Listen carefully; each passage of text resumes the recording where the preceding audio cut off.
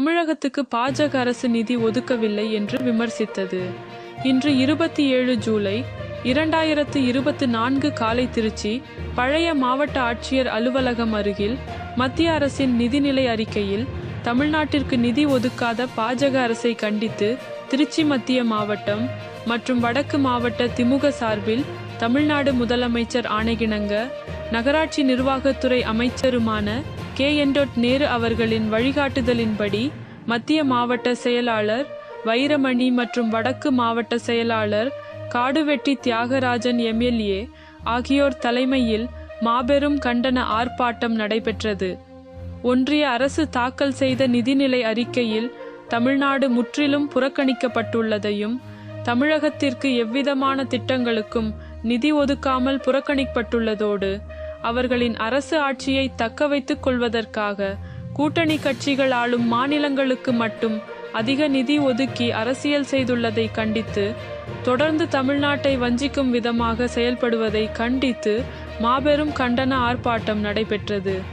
இந்த ஆர்ப்பாட்டத்தில் தமிழ்நாடு போக்குவரத்து கழகம், தொழிலாளர் முன்னேற்ற சங்கம் LPF, இளைஞர் அணி, மாணவர் அணி, தொண்டரணி, மகளிர் அணி, வழக்கறிஞர் அணி உள்ளிட்ட நிர்வாகிகள், கழக தொண்டர்கள், பொதுமக்கள் திரளாக வந்து கலந்து கொண்டு மத்திய அரசுக்கு எதிராக கண்டன கோஷங்களை எழுப்பினார்கள். இந்த ஆர்ப்பாட்டத்தில் மாநகர செயலாளரும் மாநகர மேயருமான அன்பழகன், சட்டமன்ற உறுப்பினர் கதிரவன், ஸ்டாலின் குமார், பழனியாண்டி, ஊராட்சி குழு தலைவர் தர்மன் ராஜேந்திரன், முன்னாள் சட்டமன்ற உறுப்பினர் அன்பில் பெரியசாமி, சேர்மன் துரைராஜ், மண்டல குழு தலைவர்கள், மாமன்ற உறுப்பினர்கள், பகுதி செயலாளர்கள் உள்ளிட்ட ஏராளமானோர் கலந்து கொண்டனர். திருச்சியிலிருந்து நகர நிருபர் L. பாபு தெரிவிக்கிறார். நிதி ஆயோக் அறிக்கையில் நிலையான வளர்ச்சி இலக்கு குறியீட்டு புள்ளி வரும்படி 17 இலக்குகளில் அதிகம் இலக்குகள் முன்னணி பெற்றிருக்கிற ஒரே மாநிலம் இந்தியாவில் நம்ம தமிழ்நாடு தான். இங்கே ஆட்சி செய்கிறது நம்முடைய தமிழக முதல்வர் தளபதி அவர்கள் தான். இந்திய தேசத்தில் மற்ற மாநிலங்களை விட 3ஆம் இடத்துல ஒரே மாநிலம் நம்ம தமிழ்நாடு. தேசிய சராசரி விட அதிக மதிப்பெண் பெற்று முன்னணியில் இருக்கிற ஒரே மாநிலம் நம்முடைய தமிழ்நாடு. நிதி ஆயோக தரவுகளின்படி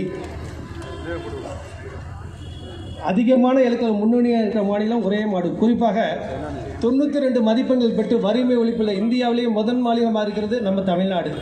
இப்போ ஆட்சி நடத்துகிறது நம்முடைய தமிழக தலைமை தமிழ் ஆட்சியில்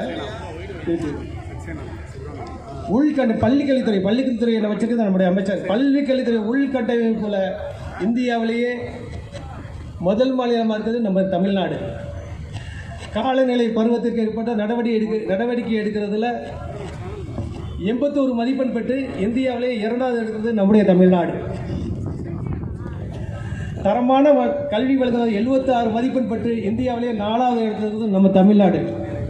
இப்படி 17 இலக்குகளை 13 இலக்குகள் முன்னணி மாநிலமாக இருக்கிற ஒரே மாநிலம் நம்முடைய தமிழ்நாடு. இது இந்திய சராசரியை விட அதிகம் சொல்லலாம். இந்திய சராசரியை விட அதிக 11 இலக்குகளை நம்முடைய தமிழ்நாடு முன்னணியில் இருக்கு. இந்திய சராசரிக்கு அவங்க 71 மதிப்பெண் கொடுத்துருக்காங்க. ஆனால் நம்ம தமிழ்நாடு 78 மதிப்பெண்கள் பெற்று இந்தியாவிலே இவ்வளவு துறையில் முன்னணியாக இருக்கு.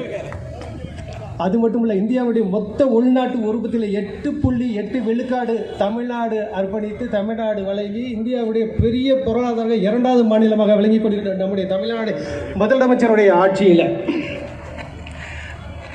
நீங்கள் 2024 மார்ச் மாதம் நம்முடைய சென்ட்ரல் கவர்மெண்ட் ஒன்றிய அரசுக்கு வழங்கிய GST எவ்வளோத்துக்கெல்லாம் 12,210 கோடி நம்ம வழங்கியிருக்கோம்.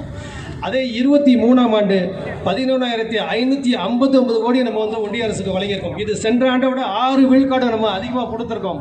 ஆனால் பீகார் எவ்வளோ தெரியுங்களா, ஆந்திரா எவ்வளோ தெரியுங்களா கொடுத்துருக்காங்க? ஒன்றிய அரசுக்கு 4,850 கோடி கொடுத்துருக்காங்க. பீகார் 1,992 கோடி. இந்த ரெண்டையும் சேர்த்தா கூட நம்ம கொடுத்தல பாதி கூட வரல. ஆனால் இந்த ஒன்றிய அரசு மற்ற மாநிலங்களை திருப்திப்படுத்துகிறாங்களோ இல்லையோ, நம்முடைய தமிழக அரசை ஒட்டுமொத்தமாக வஞ்சிக்கிற ஒன்றிய அரசாக தான் திறந்து கொண்டிருக்கிறது. இப்படி ஒன்றுமே கொடுக்காம நமக்கு நியாயமாக வர வேண்டியது வராமே இவ்வளவு சிறப்பாக